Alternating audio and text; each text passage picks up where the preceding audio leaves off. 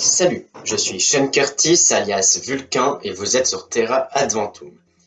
Aujourd'hui, suite des bateaux célèbres avec ceux du 19e siècle. Vous pouvez toujours aller voir les deux vidéos précédentes. Allez, c'est parti!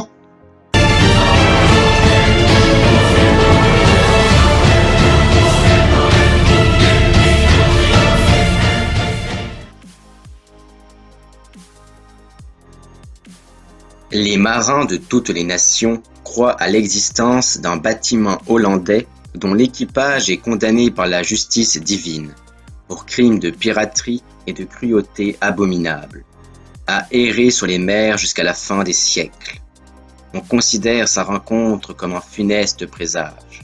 Le Hollandais volant ou voltigeur hollandais est sans doute le vaisseau fantôme le plus célèbre. La légende la plus admise est que ce navire appartient à Bernard Fokke, un Hollandais qui faisait le voyage Europe-Asie à un temps record. On disait qu'il volait au-dessus de l'eau. Voilà pourquoi il s'appelle le Hollandais volant. Un jour, le navire fut pris dans une terrible tempête au large du cap de Bonne-Espérance. Mais au lieu de chercher refuge, le capitaine défie le ciel et met la vie de son équipage en danger. Depuis ce jour, il erre dans les eaux pour apporter l'infortune à ceux qui le verront. Mais est-ce bien une légende? Le jeune duc d'York, futur George V d'Angleterre, a eu cette vision de bateau fantôme en 1881. Et le matelot de la Vigie est même tombé du mât. Mystère! Le Nautilus. Le Nautilus, c'est pas un bateau, mais un sous-marin. Oui, mais c'est pas grave. Le Nautilus est issu du roman 20 000 lieues sur les mers, 1869-1870, et il fait une apparition dans l'île mystérieuse. Son constructeur est le prince Dakkar, alias le capitaine Nemo. Le Nautilus est en avance sur son temps, il possède l'électricité, et plein d'autres choses. Dans 20 000 lieues sous les mers, il est pris pour un monstre géant et détruit les bateaux. Et un jour, le professeur Aronnax, Conseil et Ned Land se retrouvent à l'intérieur, où ils ont le droit d'aller où bon leur semble, mais juste dans le sous-marin. Ils sont condamnés à y rester. Les bateaux sont assez présents dans les œuvres de Jules Verne. On peut par exemple citer le Duncan dans Les Enfants du Capitaine Grant, le Schluggy dans 2 ans de vacances, ou encore le Chancellor dans le roman du même nom.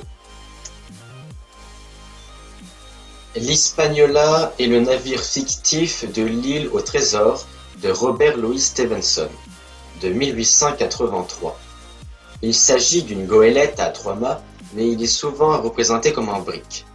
Dans le roman, il est sous le commandement du capitaine Smollett, puis le pirate Long John Silver s'en empare, avant que Jim Hawkins le récupère et l'échoue volontairement. À l'abordage!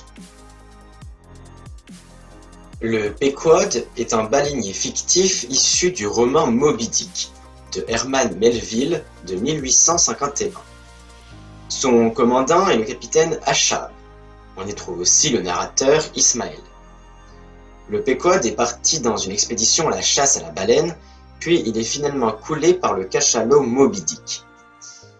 Le nom de Pequod proviendrait de la tribu amérindienne des Pequot qui vivaient dans la région du Connecticut et qui ont été exterminés durant la guerre des Pequot en 1636.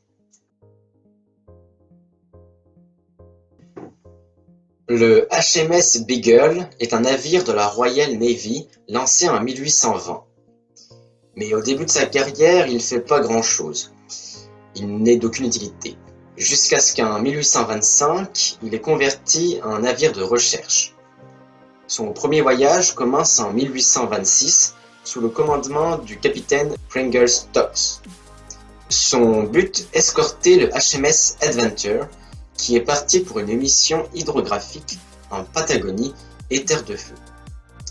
Là-bas, le capitaine Stokes déprime, sa santé se détériore et il finit par mourir en 1828.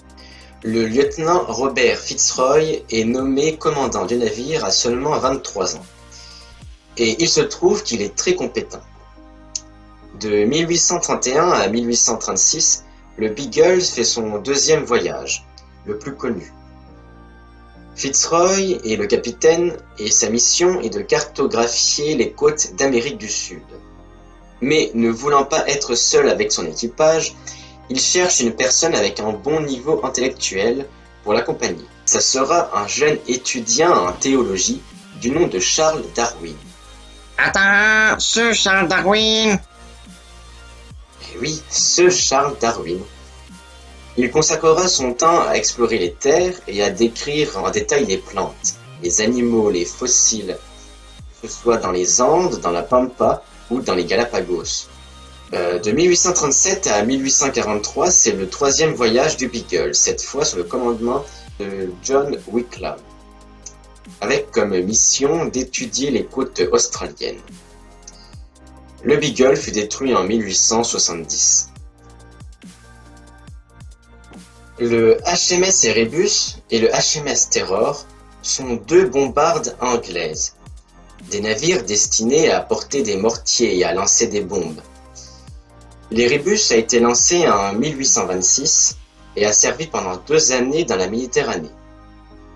Le Terror a été lancé en 1813 et participa à la Seconde Guerre d'indépendance américaine. Le Terror est converti en navire scientifique en 1836 et navigua dans les eaux polaires de l'Arctique, dans la baie d'Hudson sous le commandement de George Back. En 1840, l'Erebus et le Terror sont ensemble pour une expédition qui porte leur nom, l'expédition Erebus et Terror, sous le commandement du capitaine James Clark Ross, dans le but d'en savoir un peu plus sur l'Antarctique qui a été découvert il y a à peu près 20 ans. Ils découvrent ainsi la terre Victoria, l'île de Ross et la barrière de Ross.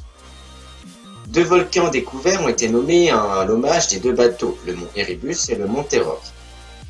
Cette expédition est l'une des dernières faite complètement à la voile. En 1845, les 2 navires participent à l'expédition Franklin, menée par le capitaine John Franklin. Les 2 bateaux sont équipés de machines à vapeur et ont pour mission de reconnaître le passage du nord-ouest. Mais les 2 navires furent pris par les glaces. L'équipage les abandonna et aucun d'eux ne survivra malgré le recours au cannibalisme. Ah, mais je crois que tu en parles un peu dans cette vidéo, que personne ne regarde. En 2014 et 2016, l'Erebus et le Terror, ou plutôt ce qui en reste, ont été retrouvés. La Méduse est une frégate française lancée en 1810. En 1816, elle est partie rejoindre le Sénégal, colonie française. À son bord, le capitaine Hugues Duroy de Chaumaret et le colonel Schmartz. Le capitaine est malheureusement plus très compétent et échoue sur un banc de sable à 60 km des côtes africaines. Les chaloupes sont jetées à la mer et un radeau est construit avec à son bord 152 personnes. Certains même décident de rester sur la Méduse en espérant être secourus. Sur les 17, seuls 4 ont survécu. Certaines chaloupes atteignent rapidement les côtes, mais doivent maintenant faire face au désert. D'autres chaloupes arrivent sains et saufs au Sénégal, dont celle du capitaine et du colonel. Le radeau, lui, dérive et fait de nombreuses victimes, dues au manque de nourriture, au manque d'eau, à de nombreuses bagarres. Les morts s'enchaînent et sont jetés à la mer ou mangés. Ah, encore du cannibalisme. Après, si tu meurs de faim, c'est peut-être normal. Le capitaine, alors à Saint-Louis, demande qu'on envoie un bateau rechercher le radeau. Mais ce n'est pas pour la raison que vous croyez. C'est parce que 3 barils de francs en pièces d'or et d'argent sont présents sur ce radeau. Sur le radeau, seulement 15 survivants, dont 5 qui meurent avant l'arrivée sur les côtes sénégalaises. La Méduse est aujourd'hui très connue et de nombreuses œuvres ont été réalisées. On peut citer par exemple le célèbre tableau de Théodore Géricault, Le radeau de la Méduse, ou encore le roman Le Chancellor de Jules Verne, qui est en partie inspiré du naufrage de la Méduse. Voilà, c'est déjà la fin de cette vidéo. Aimez-la, partagez-la, et puis abonnez-vous. Sinon, je vous mange, et oui, moi aussi, je suis cannibale. Alors, abonnez-vous, abonnez-vous, abonnez-vous.